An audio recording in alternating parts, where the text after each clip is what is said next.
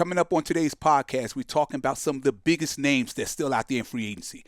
Tyreek Hill, Stefon Diggs, Deebo Samuel, Keenan Allen, Joey Bosa, Nick Chubb, Bobby Wagner, and a whole lot of others, right? The question is not who these guys used to be. The question is, what do they still have left? Can they still help a football team? And if they can, where's the best fit? And I'm going to make an attempt to break down where these players are in their careers, what they can still bring to the table, and which team should be picking up the phone before training camp gets underway. And I'm going to close it out with a heartfelt message for San Diego Charger fans. You'll understand when we get to the end of this podcast. And it's all coming up right now on Chargers Talk 4630. I'm Stacy. Let's go.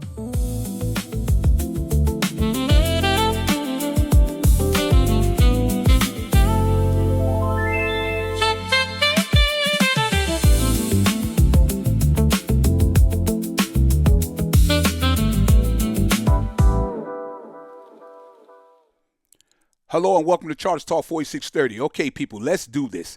First, like, share, and subscribe to this podcast and sign up for SLM Expressions to get exclusive Chargers content from myself that you won't find anywhere else. And I want to talk to you today about a few of the remaining free agents that's left. But before we jump into these players, let me just say this. I got a lot of questions recently on my website, SLM Expressions, about these remaining free agents. People have been asking me where I think Tyreek Hill and Stefon Diggs is going to end up. Where is Joey Bosa going, and what's up with Bobby Wagner? Now, I told them I would answer them, but only if they come to Chargers Talk 4630 to hear what my thoughts are, so hopefully I've got them to do that. Now, listen, I am not going to sit here and tell you I follow all 32 teams in the NFL the same way I stay on top of Chargers information, right? Because I do not. Chargers football is what I spend most of my time covering. That is my team. That is where I dedicate most of my attention. But I do know a little football. I do know a little something about roster construction. And I like to think that I know what these players can still bring to a football team. So here's the thing. Ever since SLM Expressions expanded to cover all 32 NFL teams, I've been getting more and more questions from fans of other teams. Now, obviously, I cannot cover every team the way I cover the Chargers, but I do keep up with what's going on around the league. I do have information on all 32 teams over on SLM Expressions, and because so many people have been asking about these remaining free agents, I figure why not make it a podcast. So today, we're going to talk about where these players are in their careers, what they still have left, and what teams make the most sense if they're looking for one opportunity before the season starts. Now, I'm not saying I'm going to predict every signing correctly. No, nobody can do that. What I am saying is that I'm going to look at the best fits and the teams that make the most sense to me. This is actually a fun conversation because every one of these players is at a different stage of their career, right? Some is still looking for one big opportunity. Some is looking for one more playoff run. And some is just looking for one more shot at a Super Bowl. So let's start with the biggest name on the list, and that name is Tyreek Hill. When you talk about Tyreek Hill, you're talking about one of the most explosive players this league has seen in a very long time. Defensive coordinators really have to change the way they play because Tyreek Hill is on the field, right? That speed is different. That is why they call him Cheetah. And during his prime years, whether it was with Kansas City or later in his career, he was one of those players who could completely change a game with one touch of the football, right? However, the big question now is health. Tyreek Hill is coming off a significant knee injury. We do not know exactly where he is in his recovery.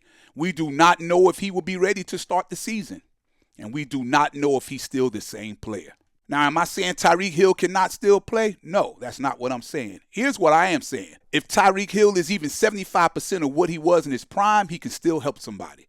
Because speed is the last thing to leave, and there are still not many players in football that can scare a defense before the ball is even snapped. For me, the best fits are back in Kansas City, Buffalo, or Baltimore. Any one of those teams adds Tyreek Hill, and suddenly people are having a completely different conversation about their team. Now let's talk about Stefon Diggs. For years, this guy was one of the most consistent receivers in football. Every year, it felt like he was putting up big numbers. Every year he was making plays, he was finding a way to get open. And here's the thing. Stefon Diggs was never just a stat guy. He was a guy that quarterbacks trusted, right? But to be honest, he's not the same player he was 3 or 4 years ago. Age eventually catches everybody. It catches Hall of Famers, it catches all pros, and it catches everybody in between. Diggs has definitely lost a step. That is just the reality. But that does not mean he cannot still help a football team. He still knows how to run routes. He still understands leverage. He still understands how to get open. And there are contenders out there that could absolutely use another veteran receiver. The teams that jump out to me are Washington, Dallas, and the Rams. If I'm one of those teams and I feel like I'm one player away, I'm making that phone call. Now, Deebo Samuel is very interesting to me because Deebo Samuel is unlike almost anybody else on this list. Like, how many receivers can line up on the outside, line up in the slot, line up in the backfield, and carry the football like a running back, right? Not many. That is what makes Deebo special. He was a matchup nightmare. The problem is that style of football takes a toll on your body, right? And that's where he is right now. The question is not talent. The question is, how much does he have left after all the punishment he's been taking over the years?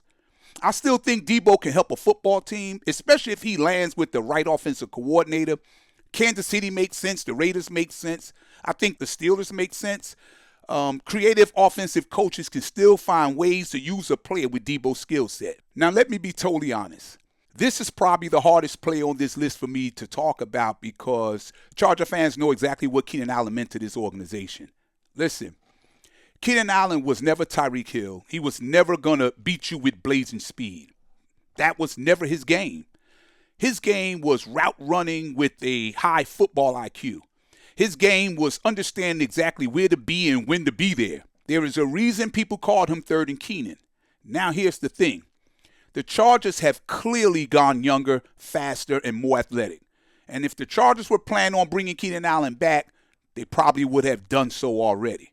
That does not mean Keenan Allen can't play. It simply means his next chapter is probably somewhere else if he don't hang him up.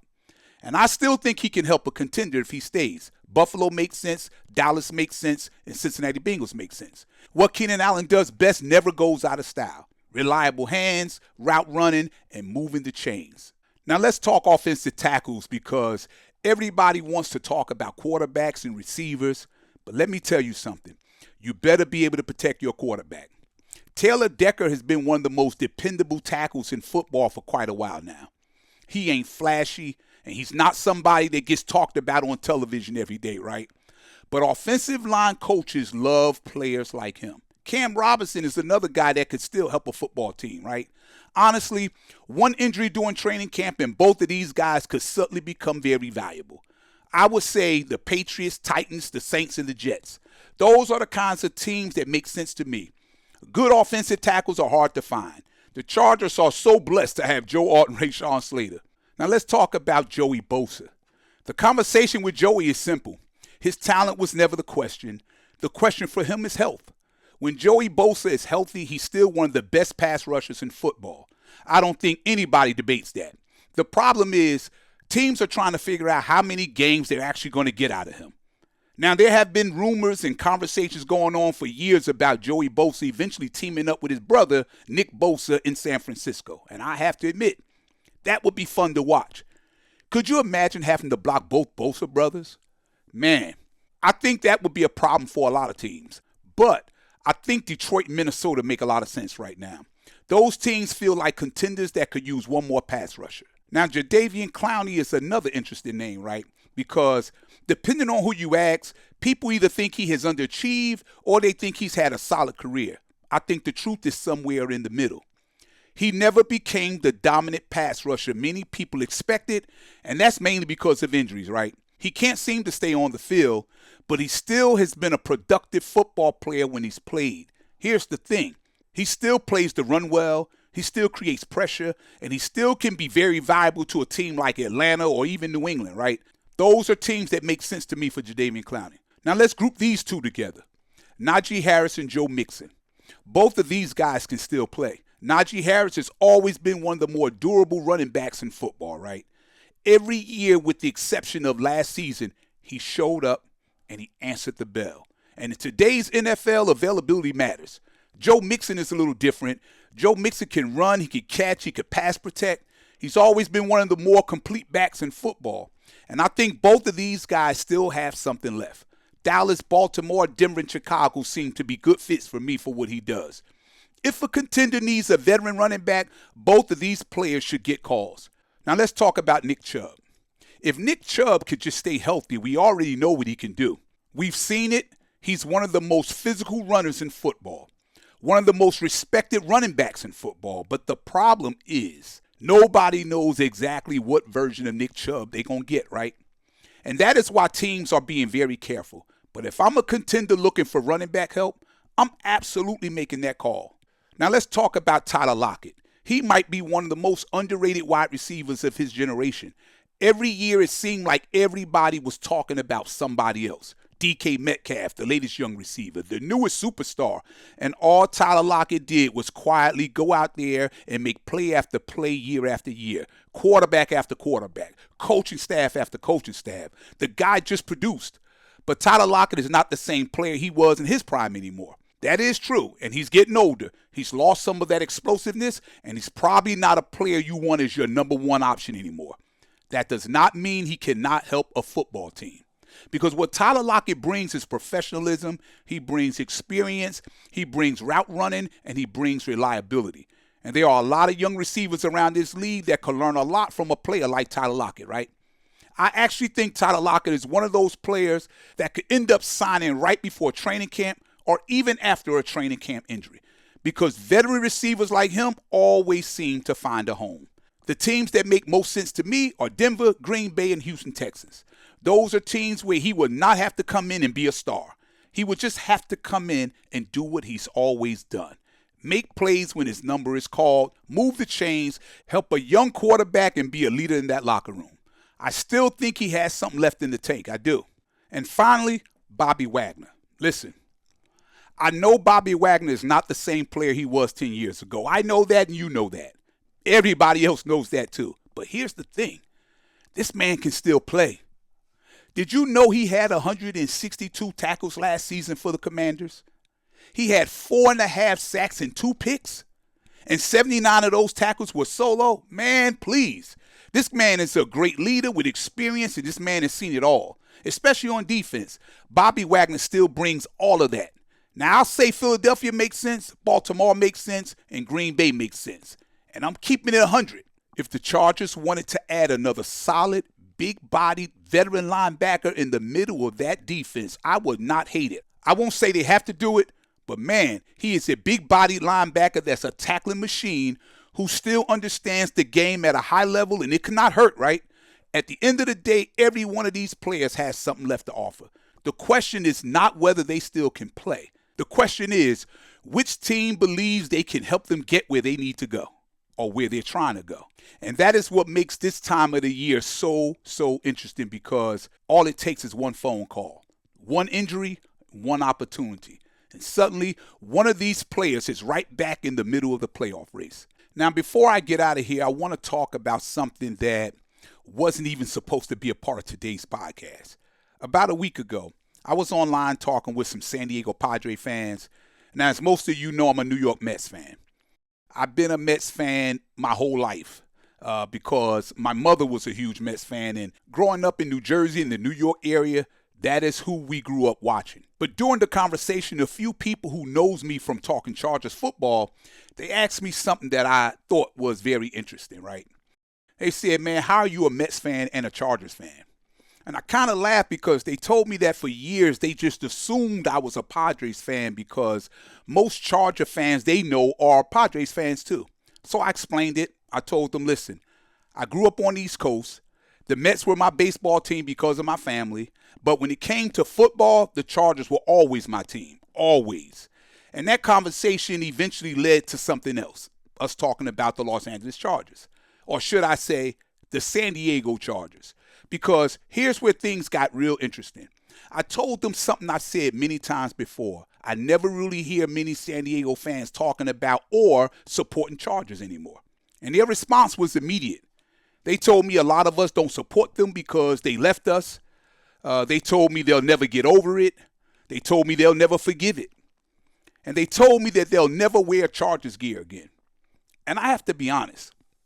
For a long time, I never completely understood that level of anger. I remember when the move happened. I remember watching on TV the burning jerseys. I remember all the outrage. I remember how emotional it was for people, but because I'm from New Jersey and I've always followed the team from the East Coast, I never experienced it the same way that everybody else did that are out there in San Diego. So for me, supporting the Chargers never changed. When they played in San Diego, I flew out to San Diego. Whenever they played on the East Coast, I drove to Baltimore, Washington. I drove wherever I had to go, right? So from my perspective, the Chargers were still the Chargers. But after they moved to LA, I didn't feel like I lost a team because I never lived on the West Coast, so my team didn't leave my city. But after having the conversation, I started to understand something a little different. For many fans in San Diego, it was never just about football. It was about losing something that belonged to their city. And that is what I want to talk about for a few minutes before I wrap this up. I want to talk to the group of fans that I talked to online that was still bitter. I just want to talk to you for a minute or so because I never understood the anger. I heard a lot of people's opinion, and I never said anything because I know it's a touchy subject, very sensitive subject, right? If I can share how I feel about that, the fans that were hurt when the team moved, the fans that said, I can't do it, I cannot support them in Los Angeles, I want to be honest with you about something. For a long time, I told you before I didn't understand the anger. I live in New Jersey. I've been a Chargers fan since the late 70s. I'm here in New Jersey where they have the Jets and the Giants. But for whatever reason, I fell in love with the Chargers. The lightning bolt down the side of the pants, Dan Fouts, Charlie Joyner, Wes Chandler, John Jefferson, Chuck Muncie, James Brooks, Kellen Winslow, Fred Dean, Big Louie Kelcher, the kicker, Rolf Bernurski. Like, those players and that team captured my heart, man. And once they did, that was it. I was a Charger fan for life. I've spent decades traveling across the country following the Los Angeles Chargers and the San Diego Chargers. I have spent thousands of dollars. I was there at Jack Murphy Stadium. I was there at Qualcomm Stadium. I was at that StubHub Stadium in Carson where they were playing until SoFi was built, right? I've been at SoFi every year it's been there. So for a long time, I looked at it differently than anybody else did.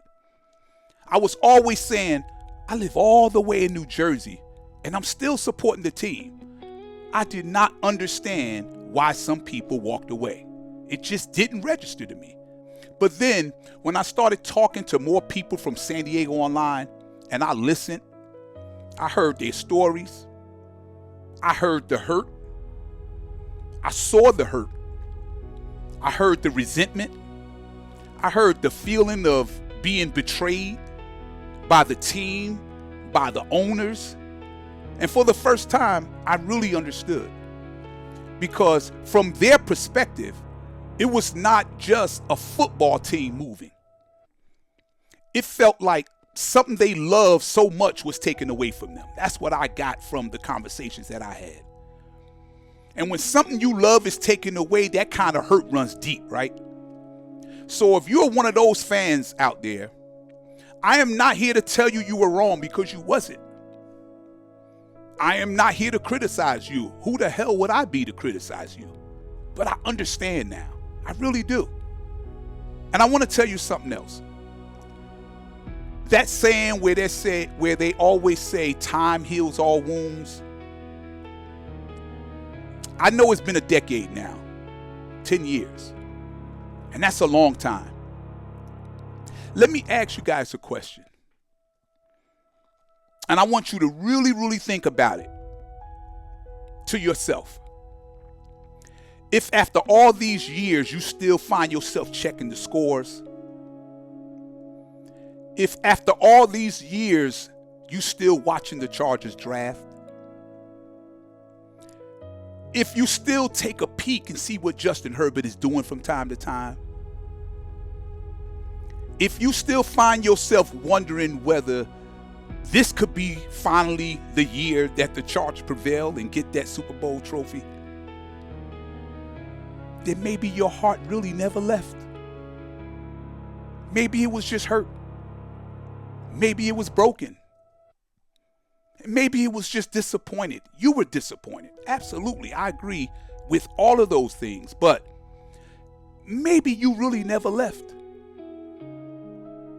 Maybe physically you left, and you remove yourself from the team, but your heart really never left.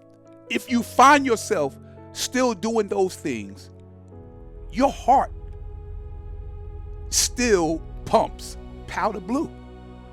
And if that's you, maybe it's time to come home. Because it's your team too. It's always been your team. San Diego, this has always been your team.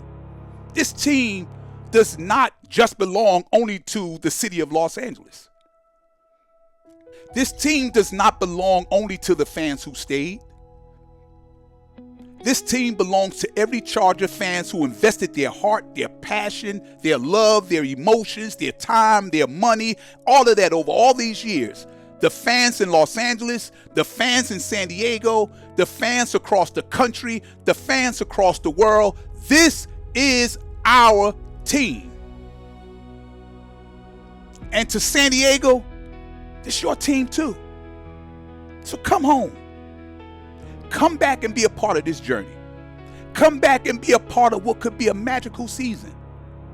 Because if what many of us believe is about to happen, I want you to be there too. I want you celebrating too. You earned it. You deserve it. You do. I want you to enjoy every single moment because I believe in my heart of hearts, this is the year the Chargers are going to make it happen. And at the end of the day, we have all been chasing the same thing, no matter where you at in the world. A championship. I see you. San Diego, I see you. The hopeful fans, the frustrated fans, the skeptical fans, the optimistic fans, the fans who never left, the fans who walked away. I see you. And listen, there is room on here for all of us. Come on home. Come on home. Because this is your team too, San Diego. It always was. We get it. People was hurt. People was let down. People was disappointed. People may have been lied to. People feel they were betrayed. But once a Charger, it's always a Charger, and you know it. You know it. You know and I know the love may have been compressed over the years, but the heart never left. San Diego, come on home. My arms is waiting to embrace you with hugs and love because it's time for you to come home. That is it. That is all. Like, share, and subscribe. Follow my website on slmexpressions.com. I'm out of here. San Diego, come on home, man.